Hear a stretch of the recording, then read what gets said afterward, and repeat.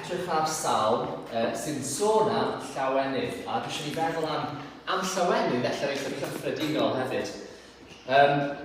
Mae Paul yn dweud yn ei lythyr at y Philippiaid, mae'n dweud byddwch yn llawen eich bod yn perthyn i'r arglwydd. Felly mae bywyd y Cristion yn un llawen, yn un o lawenydd. Ond, tybed beth dyn ni'n feddwl am pan dyn ni'n gweld y gair yma? Pan dyn ni yn meddwl am llawenydd, beth sy'n dod i gof? Wel, mae rhaid fi gyfaddau, dwi wedi bod wrth fy modd yn gwylio yr Olympics. Dwi'n ystod chi wedi bod yn mwynhau, gweld y gwahanol athletwyr yn gwneud eu campau. Ond maen nhw fel dod â mwy o gampau i'r Olympics, ydyn, pethau gwahanol ac pethau sydd yn hwyl i wylio. Ond dwi'n sôn am ail y tennis, maen nhw wedi dechrau dod â cerddoriaeth rhwng y gemau. Chi'n clywed am hyn? Ddim yn fel bod wedi catch o blaen yn ymwneud yn, ond mae'n fel dance music rhwng y gemau tra fod y chwaraewyr yn cael hwy bach. Ond mae'n gweld y llawenydd a'r wyneb y athletwyr yn rhywbeth sydd yn hyfryd. Ac gweld nhw yn dathlu buddigoliaethau ei gilydd. O'n i'n gwylio un cystadleuaeth lle oedd y BMX-iwr Prydeinig newydd gael arian. Sorry. Yn edrych arian. O, yn excited ydyn ni. Eto yn tro. Ond wedyn oedd yn gwylio ras nesaf lle oedd y ferch o Brydain yn rasio.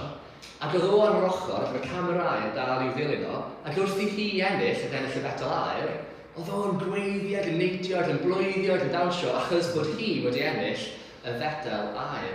A felly mae'n gymaint o lawenydd dwi wedi gweld wrth wylio yr Olympics. A mae wedi bod yn gret, dwi'n teimlo bod yn dda i wylio pethau mor wholesome yn dydi ar interneti o pobl yn gwneud campau anhygol ac yn llawenhau wrth iddyn nhw'n gwneud mor dda. Ond wrth gwrs, dydy'r llawenydd yma a llawenydd yr Olympics ddim really yn para. Diolch yn para i fi sy'n gwylio, achos mae dim ond yn dod o gwmpas unwaith bob 4 mlynedd. So, dwi'n ddim yn cynnal fi. Ac wrth gwrs, mae yna achlysuro hefyd, lle dyn ni'n gweld yr athletwyr oedd yn gwneud mor dda yn y gorffennol, bellach ddim cweit yn cyrraedd y nod. Neu pobl oedd yn tipped off i ennill, ddim cweit yn cyrraedd y nod. A felly, mae yna lot o dristwch hefyd byswn ni yn typio i rei o'r athletwyr ac i rei o'r gwylwyr yn yr Olympics. Felly, mor anhygol wedi gwylio a cymryd rhan a profi'r llawenydd yna, dydy ella ddim yn lawenydd sydd yn para. Ac wrth ni edrych ar y Salm 98, byddwn ni'n edrych ar efo, dwi eisiau ni feddwl am be yw'r llawenydd sy'n para. Os mae bywyd y Cristion yn un llawen, ac os dwi'n onest, mae hwnna'n rhywbeth dwi angen atgoffa fy hun ohono fo, yna be mae'r llawenydd yna'n edrych fel. Achos dydy ddim yn rhywbeth superficial, dydy ddim yn rhywbeth fel bod ni wastad yn cracio jokes, bod ni wastad efo rhyw wen wedi plastro ar y gwynebau. Ddim llawenydd di hynny. Ond dylai fo olygu bod ein bywyd ni yn un obeithiol a dyn un sy'n annog eraill. Un o ffrwyth yr ysbryd yw'r llawenydd. Felly wrth bod Duw ar waith yn ein bywyd ni, i wneud ni debycach i Iesu, ben ti'n draw mam i fel gwers o'n i? Wrth ni'n bywyd ni ddod mwy fel Iesu, un o'r rhinweddau yw bod ni'n dod yn fwy llawen. A un frawddeg dwi wedi trio defnyddio i cwmpasu fy meddyliau i gyd am y darn yma yw hwn. Dim ond closio at Iesu a'i ddilyn o yn ddyddiol sy'n dod â llawenydd sy'n para.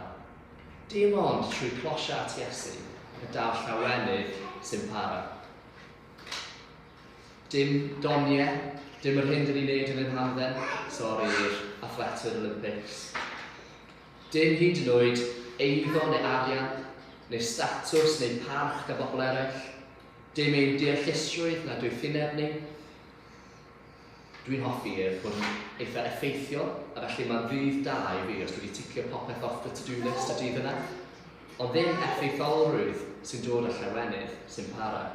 A ddim hyd yn oed crefyddau neu gweithredoedd da neu diwinyddiaeth gadarn sy'n dod â'r llawenydd sy'n para.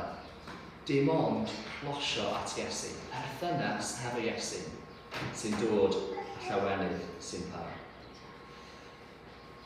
Mae Duw isio closio ato ni. Mae Duw isio bod yn ymwneud yn ein bywyd ni. Mae Duw isio byw ynddyn ni. A mae Iesu wedi dod er mwyn gwneud ffordd i hynny fod i hynny fetru digwydd. Er mwyn i ni fetru bod mewn perthynas yn ffordd, er mwyn i ni fetru i ddilyn nhw. Ond dwi'n teimlo'n aml yn fy mywyd i ac yn fy nherddetiad i, dwi'n aml yn gallu rhoi y pwyslais yn y lle anghywir. Dwi'n rhoi y pwyslais efallai ar y diwinyddiaeth neu ar y ddefod. Ac efallai yn hynny bod fi'n methu'r pwynt.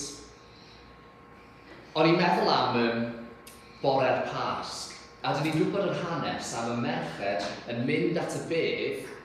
Ydych chi'n cofio, wrth nhw weld y bedd yn wag, maen nhw'n meddwl bod nhw wedi cymryd Iesu, wedi cymryd y corff, ac wrth i Mair wylo yn yr ardd, ydych chi'n cofio bod Iesu'n dod ac yn siarad gyda hi, a bod ni ddim yn nabod o i ddechrau fel yr Iesu wedi atgyfodi. Ond pen mae hi'n nabod o, mae hi llawn llawenydd, a mae'n mynd yn y rhedeg ac yn deud wrth y disgyblion eraill, mae Iesu yn dduw. A wrth just taro fi, pam bod hi mor llawen? Dwi'n meddwl bod ddim byd i wneud hefo y ddefod, na'r diwinyddiaeth, na'r crefydd. Dwi'n meddwl bod hi'n meddwl, mae Iesu'n dduw, sy'n golygu bod fi'n gallu cael fi a chau fy nghyfodau. Dwi'n meddwl bod hynny wedi croesi meddwl i, particularly ar y pwynt yna. Neu dwi'n hyd yn meddwl oedd hi wedi cysidro, mae Iesu'n dduw, a felly yn ddiwynyddol, mae hynny wedi golygu begennau fywyd tragweddol hefyd. Dwi'n meddwl hynny wedi croesi meddwl i chwaith. Pam oedd hi mor llawen? Oherwydd y person yna, y person o gig y gwaed, o hi yn ei caru ac eisiau dilyn yn naw i blaen hi. A bod hi'n gallu cael y perthynas yna hefo, bod hi'n gallu siarad hefo fo. Ac oedd hwnna'n her i fi. Ydw i'n llawen, ac ydw i'n llawenhau yn y ffydd, oherwydd mae'r person yna, mae Iesu Grist, isio ymwneud hefo mywyd i, yn berson o gyd y gwaed i mi gael perthynas hefo fo, yn dduw i mi ymddiried ynddo fo. Cos dim ond drwy closio at Iesu a'i ddilyn o, dyn ni'n cael llawenydd sy'n para. Felly, dyna dyn ni eisiau, os ni'n hoffi ni fod yn cysutro, dwi'n atgoffa fy hun o hyn, a gobeithio nawn ni glywed wrth bod Alice yn darllen y Salm, nawn ni glywed llais Duw trwy'r Salm yna, yn atgoffa ni o beth yw llawenydd a lle mae i'w ffeindio. Ond gadewch i ni ganu yn ail emyn, a wedyn daw Alice ymlaen i rannu'r darlleniad ag i weddio. Felly yr ail emyn felly yw dyma gariad fel y moroedd, tosti'r ieithau fel lli. Twysog bywyd pyr yn marw, marw i brynu'n bywyd ni. Wrth ni feddwl am llawenydd, gyrwch ni feddwl am geiriau yr emyn yma hefyd.